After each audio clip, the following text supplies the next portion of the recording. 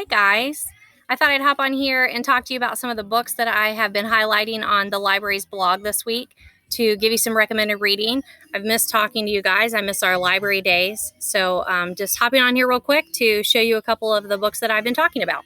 So one of them was Little Women. I'm trying to highlight the books that I have here at home that we have in the library so that once we get back, you can read them there too, or maybe pick them up over the break so that you get some reading done over the break. I know I've talked to you about Little Women before by Louisa May Alcott. It is a classic. And I talked about it quite a bit in December because there was a new movie coming out. There have been a lot of movies on Little Women, but there was a new one that came out with Emma Watson from Harry Potter, from the Harry Potter movies, and it was out in December, so you might want to check out that trailer.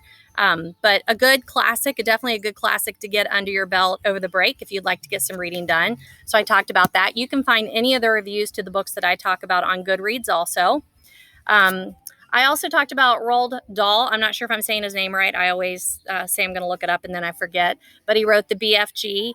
I'm going to read you a little bit from the back. This is definitely a children's book. You probably read it in maybe 4th or 5th grade, or your teacher read parts of it to you. They also made a movie, so you may have seen the movie. This would be a good one if you have a younger sibling that you might want to read to them over the break. That would be a very nice thing to do. But I'm going to read a little bit from the back here, and I'll show you the front there. Just imagine suddenly knowing you may be eaten for breakfast in the very near future, dropped like a rasher of bacon into a frying pan sizzling with fat. This is exactly what worries Sophie when she is snatched from her bed in the middle of the night by a giant with a stride as long as a tennis court.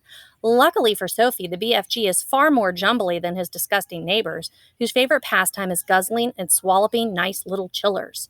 Sophie is determined to stop all this, and so she and the BFG cook up an ingenious plan to rid the world of troggle-humping, bog-thumping giants forever.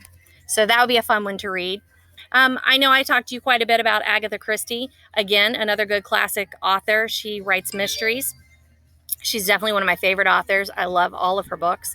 But this is The Mysterious Affair at Styles. And you can see this is an oldie but goodie. So you could probably find this one online somewhere for free. I'll take a look and see if I can find that for you also. And then two of the last ones that I've talked about this week, both of them are by Kay Gibbons. I heard about Kay Gibbons probably back in the 90s sometime when I was watching Oprah and she was doing her book club. I think these were on her list.